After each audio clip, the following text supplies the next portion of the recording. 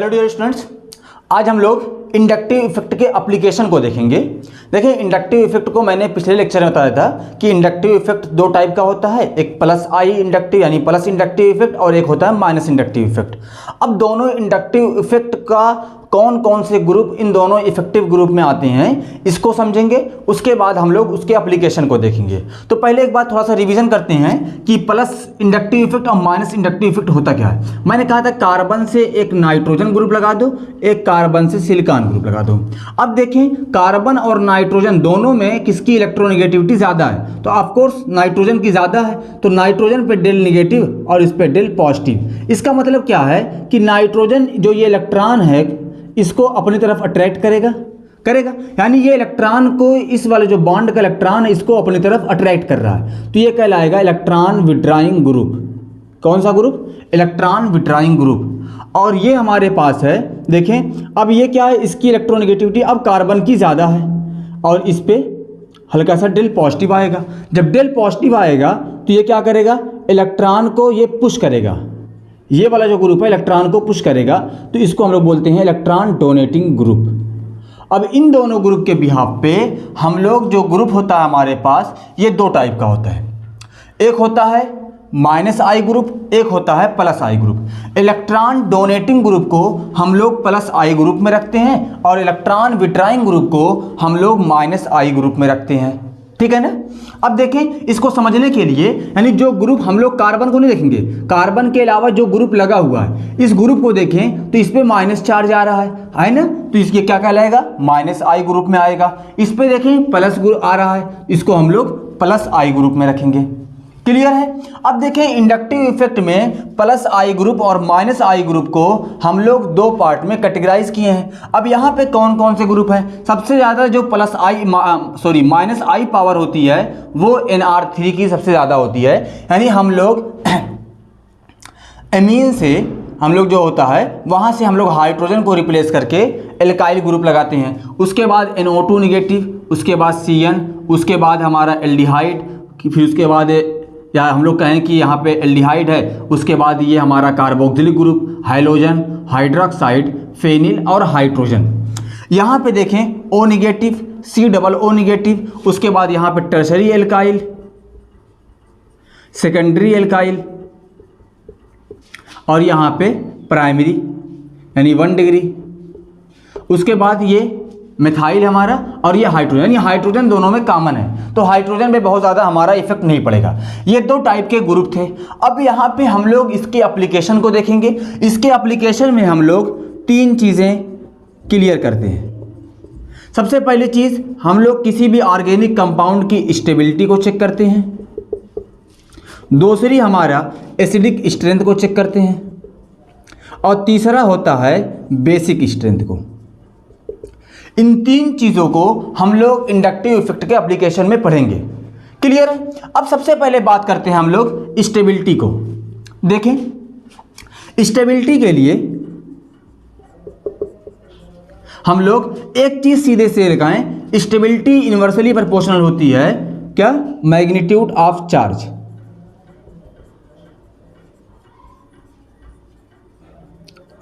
Magnitude of charge. अब एक सीधा सा एग्जांपल लेते हैं, उसके बाद हम लोग इस पे आते हैं। सबसे पहले हम लोग दो कार्बन का एक कंपाउंड लें, CH3 दूसरा हमारे पास है CH2 निगेटिव। अब यहाँ पे देखें, अगर मुझको इन दोनों की स्टेबिलिटी को चेक करना हो कि इसमें किसकी स्टेबिलिटी ज़्यादा है, तो मैं सिंपल सा लॉजिक लगाऊंगा। देखिए, यहाँ पे माइनस चार्ज है, यहाँ पे कोई चार्ज नहीं है, यानी ये कंपाउंड पोलर है, तो ये कंपाउंड कैसा है, नॉन पोलर है। हमेशा याद रखें, non polar compound is more stable then polar. इतनी बात क्लियर है। यानी जो नॉन पोलर कंपाउंड होता है वो ज़्यादा स्टेबल होता है इन कंपेरिजन टू पोलर के। अब यहाँ पे आते हैं, stability inversely proportional to magnitude of charge, यानी जिस कंपाउंड का मैग्नीट्यूड ऑफ चार्ज जितना ज़्यादा होगा वो कंपाउंड की स्टेबिलिटी उतनी ज़्यादा कम होगी। क्लियर है। अब यहाँ पे देखें हम लोग, एक मैं समझाने के लिए आपको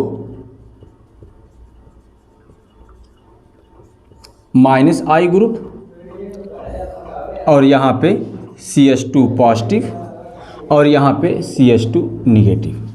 एक चीज़ ये हो गई। दूसरी चीज़ प्लस आई ग्रुप और यहाँ पर CH2 निगेटिव और यहाँ पे CH2 पॉजिटिव।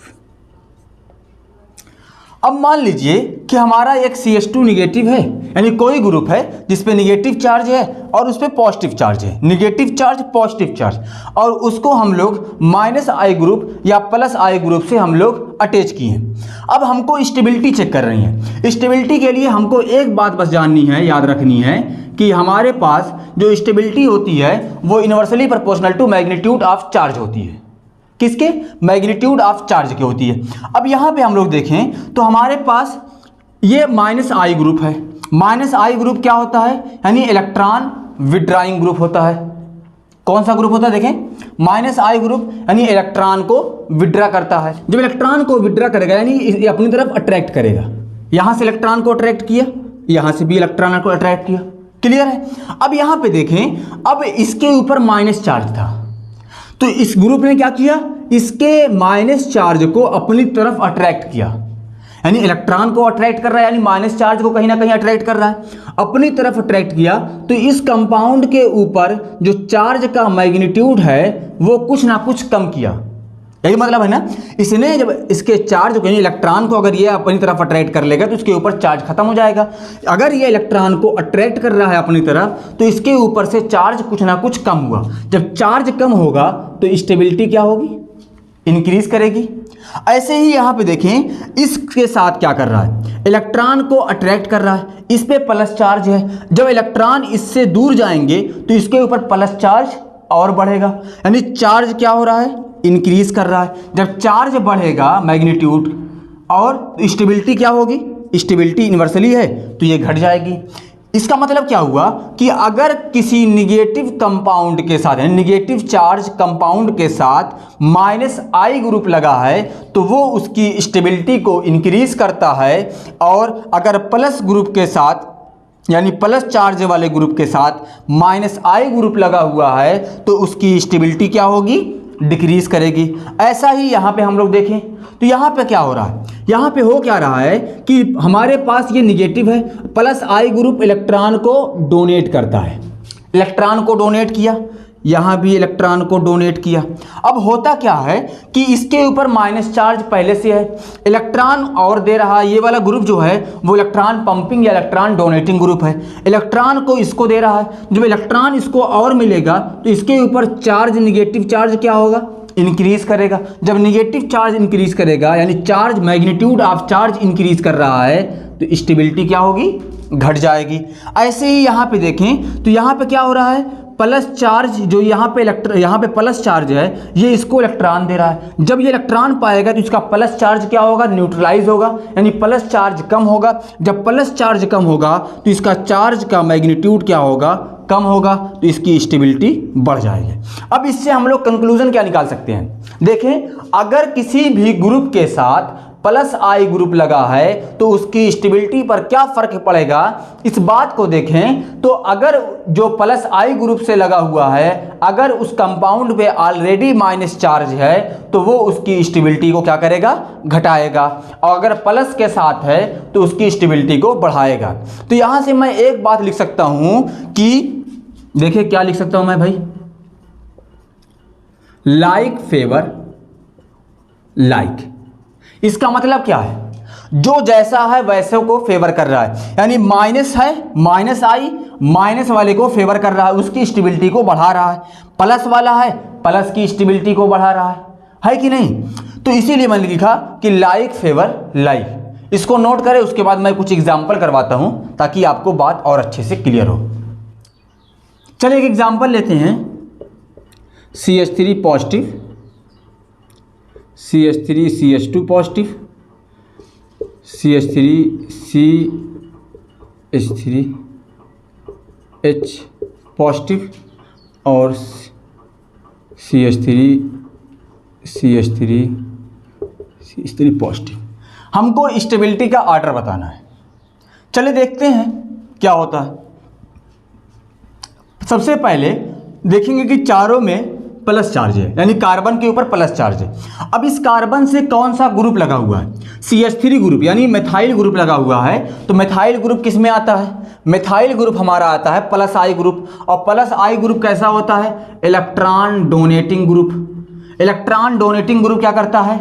हम देखें, ये इलेक्ट्रॉन को इसकी तरफ पंप करेगा, ये भी इसकी तरफ करेगा, ये भी इसकी तरफ करेगा। एज सच यहाँ भी होगा, एज सच यहाँ भी होगा। यहाँ पे कोई ग्रुप नहीं लगा हुआ है ना, यानी हाइड्रोजन लगा है। तो हाइड्रोजन मैंने कहा कि दोनों में है तो ज़्यादा कोई इफेक्ट नहीं डालेगा। अब यहाँ पे देखिए, मैंने कहा था कि अगर हमारे पास प्लस वाले के साथ अगर प्लस आई ग्रुप लगेगा तो उसकी स्टेबिलिटी बढ़ेगी। कैसे बढ़ेगी? देखें, इसके ऊपर प्लस चार्ज है, 3 प्लस आई ग्रुप मिलके इसको पंप कर रहे हैं। जितना ज़्यादा इलेक्ट्रॉन इसके पास आएगा उतना ज़्यादा प्लस चार्ज उसका कम होगा, क्योंकि प्लस चार्ज इसीलिए आया है क्योंकि इसके पास इलेक्ट्रॉनों की कमी है। तो अगर ये तीनों ग्रुप मिलके इसको इलेक्ट्रॉन दे रहे हैं तो इसका प्लस चार्ज उतनी तेज़ी से न्यूट्रलाइज होगा। जितनी तेज़ी से प्लस चार्ज न्यूट्रलाइज होगा उतनी ज़्यादा उसकी स्टेबिलिटी बढ़ेगी, क्योंकि स्टेबिलिटी इन्वर्सली प्रोपोर्शनल किसके होती है? किसके? मैग्नीट्यूड ऑफ चार्ज के। यहाँ पे 2 ग्रुप है, यहाँ पे 1 ग्रुप है। जो जितनी जल्दी से न्यूट्रलाइज होगा वो उतना अच्छा स्टेबल होगा। तो इसका स्टेबिलिटी का ऑर्डर क्या होगा?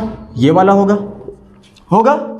दूसरा एग्जांपल देखते हैं, CH3 negative, CH3 CH2 negative, CH3 CH CH3 negative और CH3 CH3 निगेटिव। यहाँ भी हमको स्टेबिलिटी का ऑर्डर निकालना है। चलिए देखें, अब यहाँ पे क्या है? यहाँ पे निगेटिव चार्ज है, कार्बन के ऊपर निगेटिव चार्ज है, यहाँ पर पॉजिटिव चार्ज था। अब यहाँ पे देखिए, ये जो हमारे पास ग्रुप CH3 ग्रुप है, ये कौन सा ग्रुप है? ये प्लस आई ग्रुप है। प्लस आई ग्रुप माइनस वाले की स्टेबिलिटी को क्या करते हैं? डिक्रीज करते हैं। कैसे डिक्रीज करेंगे? देखिए, ये क्या करेगा? इलेक्ट्रॉन को इसकी तरफ पंप करेगा, इस पे ऑलरेडी माइनस चार्ज है और ये तीनों ग्रुप मिलके इसको इलेक्ट्रॉन इस कार्बन को पंप कर रहे हैं, इस कार्बन की तरफ दे रहे हैं। तो इसका मतलब क्या है कि इस कार्बन के ऊपर माइनस चार्ज इंक्रीज करेगा। जब माइनस चार्ज इंक्रीज करेगा तो magnitude of charge already increase कर जाएगा। जितना ज़्यादा मैग्नीट्यूड ऑफ चार्ज होगा उतनी ज़्यादा उसकी स्टेबिलिटी कम हो जाएगी। क्लियर है ना? यहाँ पे 2 ग्रुप हैं, देखें, और यहाँ पर 1 ग्रुप है। तो सबसे ज़्यादा स्टेबल कौन होगा? ये वाला होगा, क्योंकि यहाँ पे इसके ऊपर कोई भी अदर चार्ज कहीं से नहीं आ रहा है। यहाँ पे 1 साइड से आ रहा है, यहाँ पर 2 साइड से, यहाँ पर 3 साइड से। तो स्टेबिलिटी का ऑर्डर क्या हो जाएगा? ये हो जाएगा। तीसरा एग्जाम्पल देखें, CCl3 CCl2 CCl H और ये CH3। देखें एग्जाम्पल। अब यहाँ पे क्या है? यहाँ पे सबसे पहले हम लोग हैं, CH3 ग्रुप है। ये कौन सा है?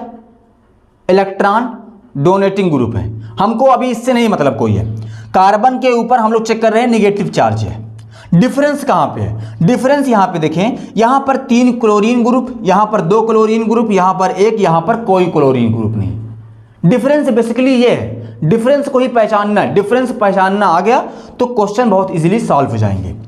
अब देख लिया कि यहाँ पे हमारे पास ये तीनों 4 ग्रुप हमारे पास हैं, इसमें 3 ग्रुप के पास क्लोरीन ज़्यादा है, तो ऑलरेडी ये सबसे लास्ट में होगा, क्योंकि जो Cl ग्रुप है यानी हाइड्रोजन है वो माइनस आई ग्रुप में आता है, और माइनस आई ग्रुप माइनस वाले की स्टेबिलिटी को बढ़ाते हैं। Minus I group increase minus compound stability, है ना। अब यहाँ पे देखें, जितने ज़्यादा माइनस आई ग्रुप होंगे उतनी तेज़ी से उसकी स्टेबिलिटी बढ़ेगी। अब क्या करेगा? इसके पास 3, इसके पास 2, इसके पास 1, तो स्टेबिलिटी का ऑर्डर ये होगा। क्लियर है? तो एक और एग्जांपल देता हूं, इसको आप लोग करिएगा।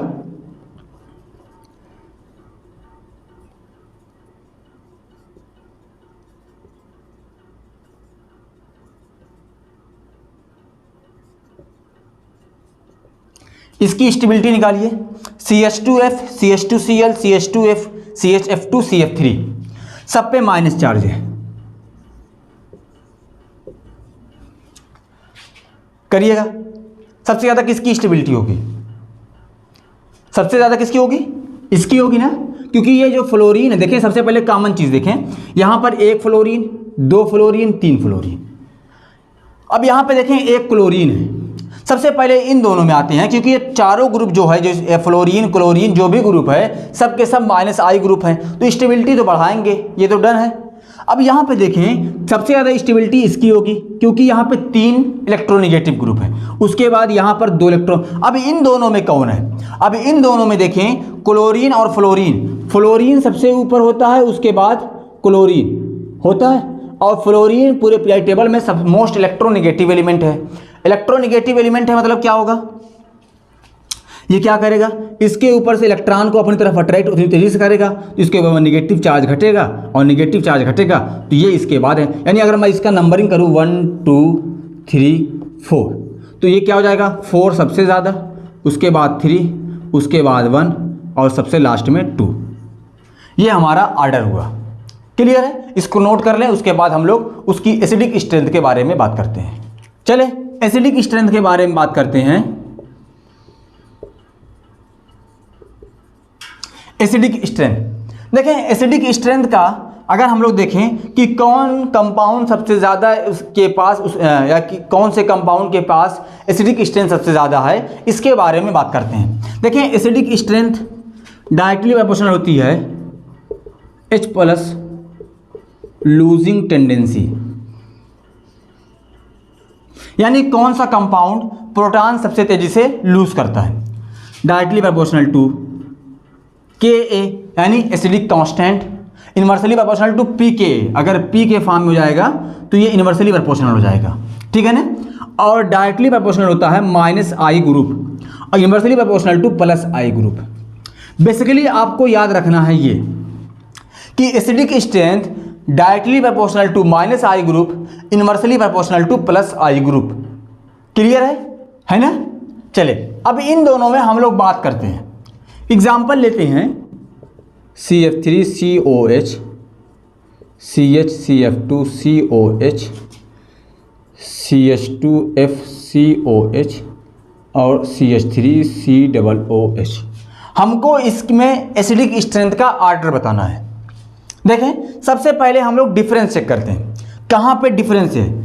COOH ग्रुप कॉमन है, कार्बन कार्बन कार्बन कॉमन है। यहाँ पे देखें 3 फ्लोरीन, यहाँ पे 2 फ्लोरीन, यहाँ पे 1, यहाँ पे कोई नहीं। यानी जो बेसिकली डिफरेंस है वो फ्लोरीन ग्रुप के नंबर पे है।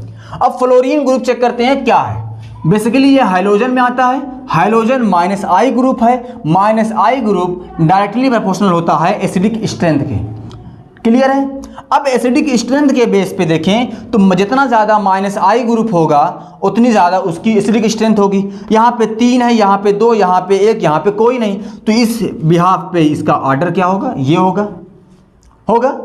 एक एग्जाम्पल है उसको करते हैं। OH HOH ROH। हमको एसिडिक स्ट्रेंथ चेक करनी है।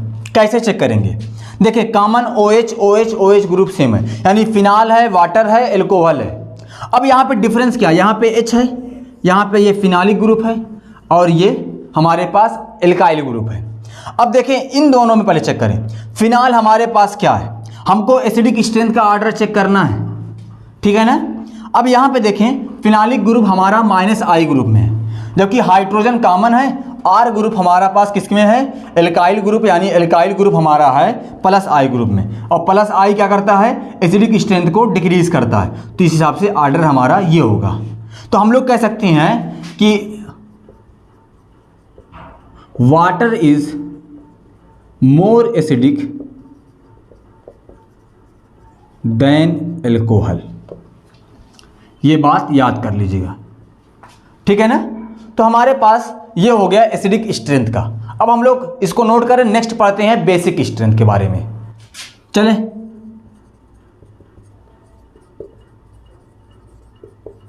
बेसिक स्ट्रेंथ के बारे में देखते हैं क्या है बेसिक स्ट्रेंथ में।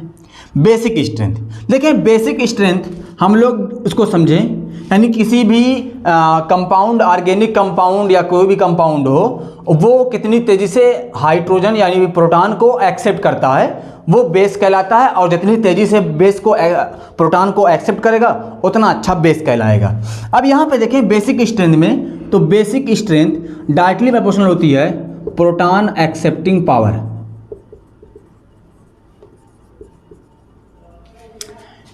डायरेक्टली प्रोपोर्शनल होती है Kb यानी base constant, inversely proportional to Kb, Pkb, और डायरेक्टली प्रोपोर्शनल होती है plus I group, inversely proportional to minus I group, just opposite acidic strength का। क्लियर है? अब यहाँ पे हमको हमेशा ये बातें याद रखनी है किसी भी कंपाउंड की एसिडिक स्ट्रेंथ या बेसिक स्ट्रेंथ को चेक करने के लिए। अब यहाँ पे देखें, एक सीधा सा एग्जांपल लेते हैं और उसको हम लोग समझते हैं। NH3, NH2R, NHR2 और NR3।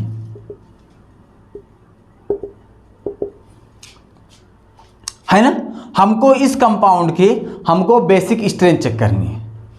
देखें बेसिक स्ट्रेंथ में देखें हमारे पास ये जो R ग्रुप है वो क्या है, R ग्रुप हमारा वो प्लस I ग्रुप है। प्लस I ग्रुप क्या करता है, बेसिक स्ट्रेंथ को इंक्रीज करता है। जब बेसिक स्ट्रेंथ यानी प्लस I ग्रुप जितना ज़्यादा होगा उसकी बेसिक स्ट्रेंथ उतनी ज़्यादा होगी। यहाँ पे देखो प्लस I ग्रुप 3 है, यहाँ पे 2, यहाँ पे 1, यहाँ पे कोई नहीं, तो इस हिसाब से बेसिक स्ट्रेंथ का आर्डर ये होना चाहिए।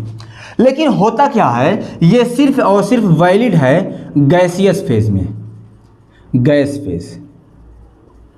किस फेज में? सिर्फ और सिर्फ गैसियस फेज में। एक्वस फेज में ये वैलिड नहीं है, इसका आर्डर चेंज हो जाता है।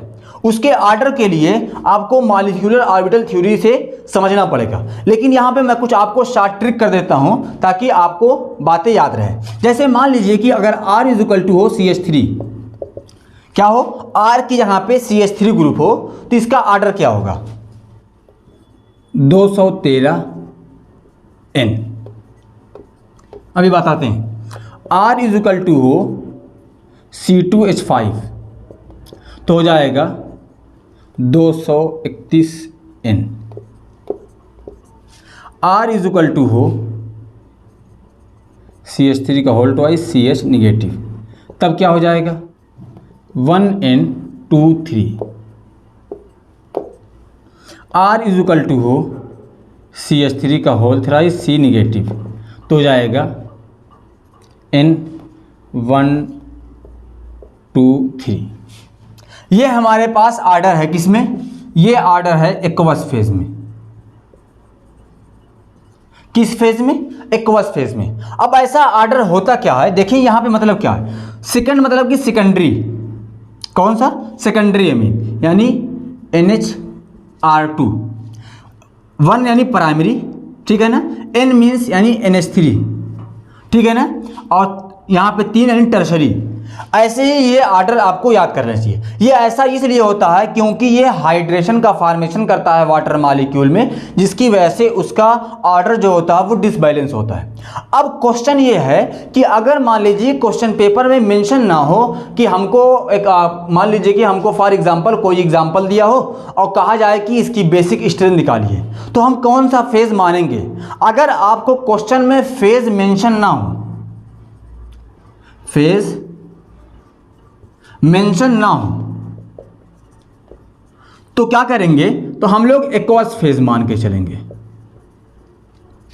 जनरली फेज मेंशन होता है, अगर phase by the way mention ना हो क्वेश्चन में तो हम लोग प्रीफर किसको करेंगे, एक्वस फेज को प्रीफर करेंगे। यानी ये वाला जो आर्डर होगा वो हम लोग प्रीफर करेंगे। यहां पे देख लें फिर से एक बार, जो सेकंड है यानी सेकेंडरी, 1 यानी प्राइमरी, टर्शरी और ये NH3, ये हमारा आर्डर है बेसिक स्ट्रेंथ का। ये इतना क्वेश्चन टॉपिक था इंडक्टिव इफेक्ट में, और ये इंडक्टिव इफेक्ट के एप्लीकेशन में एंट्रेंस वगैरह में क्वेश्चन यहाँ से आते रहते हैं। CBSE बोर्ड के पेपर में एमीन वाले में भी ये टॉपिक मिल जाती है, क्योंकि ये बेसिक स्ट्रेंथ का एमीन में आर्डर मिल जाता है और एसिडिक स्ट्रेंथ का मिल जाता है कार्बोक्सिलिक एसिड में। तो उसका क्वेश्चन एसिडिक स्ट्रेंथ और बेसिक स्ट्रेंथ में ये वेरी शॉर्ट में बोर्ड में पूछ देते हैं, या एंट्रेंस में तो यहाँ से क्वेश्चन आता है अक्सर। तो इसलिए ये टॉपिक बड़ी इंपॉर्टेंट है। तो हम लोग मिलते हैं एक नई टॉपिक के साथ, तब तक आप पढ़ते रहें। अगर जो भी दोस्त क्लास 12th में या उसके आगे प्रिपरेशन कर रहे हैं तो आप उनको लिंक शेयर कर दीजिए। Thank you for watching.